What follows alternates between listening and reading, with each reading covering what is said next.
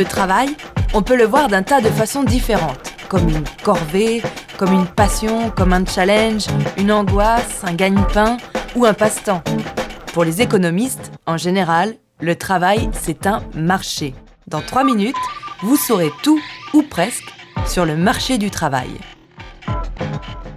Imaginons un tout petit pays où sont installées 10 entreprises et où vivent 100 habitants en âge de travailler.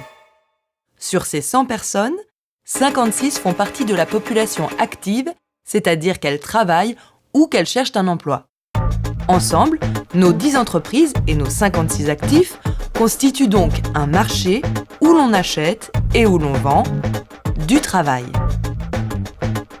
Comme tout marché qui se respecte, celui du travail est basé sur l'offre, c'est-à-dire les travailleurs, et la demande, c'est-à-dire les entreprises. Comme les travailleurs les plus qualifiés sont plus productifs que les non qualifiés, les entreprises sont prêtes à les payer plus cher.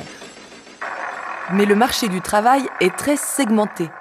Une usine d'espadrilles n'embauchera pas d'ingénieur auto, aussi compétent soit-il. Pas plus qu'un constructeur automobile n'embauchera de cosmonautes. Et puis le prix du travail dépend aussi des circonstances. Dans une situation de plein emploi, les travailleurs disponibles sont rares, si bien que les salaires montent. En période de chômage, au contraire, l'offre de travail devient surabondante et les salaires baissent. Mais revenons à notre mini-pays où une part importante de la population active travaille dans les mines d'harponium. Les mineurs gagnent plutôt bien leur vie, jusqu'au jour où on invente l'harponium de synthèse.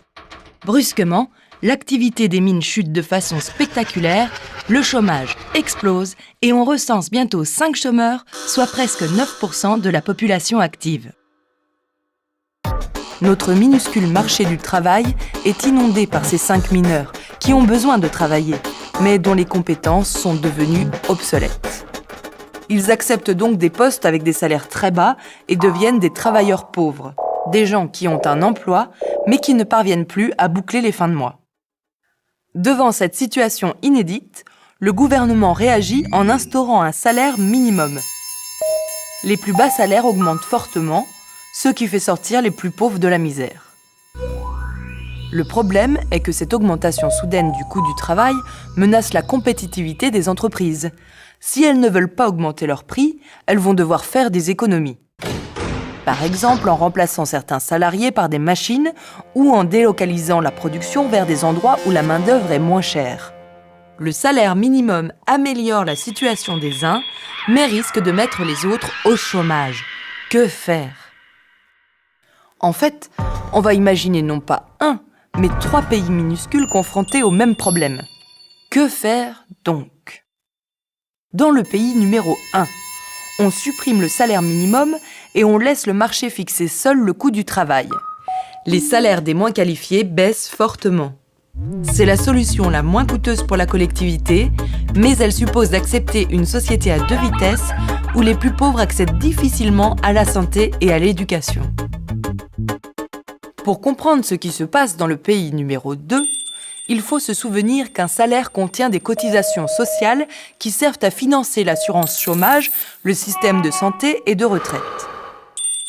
Dans le pays numéro 2, le gouvernement conserve le salaire minimum, mais il supprime les charges sociales sur les bas salaires. Grâce à cette exonération, le coût du travail non qualifié diminue pour les entreprises sans que le pouvoir d'achat des salariés ne baisse. Bref, tout le monde est content. Le problème de la solution numéro 2, c'est son coût. Les charges économisées par les entreprises sont compensées par l'État, et donc par les contribuables. Dans le pays numéro 3, le gouvernement considère qu'il faut augmenter la productivité des travailleurs non qualifiés en finançant des programmes de formation. C'est coûteux pour les salariés, les entreprises et l'État. Mais ça permet aux travailleurs et aux entreprises de s'adapter aux évolutions techniques de leur métier. Voilà, tiens, j'ai une petite devinette. Quelle solution faut-il choisir ? La 1, la 2, la 3 ? Dans le monde réel, les 3 solutions coexistent.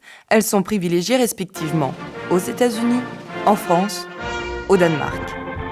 Laquelle est la meilleure ? Là, les économistes se grattent la barbe. Il est particulièrement difficile d'évaluer les effets à long terme des politiques publiques. quels chiffres faut-il prendre en compte?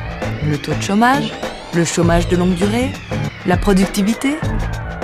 Et puis, au-delà des chiffres, ces solutions différentes résultent d'histoires nationales, de modèles économiques et de choix politiques différents. Le marché du travail, parce qu'il occupe une place sociale et humaine particulièrement forte, n'est pas un marché homogène. Il varie énormément d'un pays à un autre. Au fond, le travail, c'est un marché, d'accord, mais c'est aussi plein d'autres choses.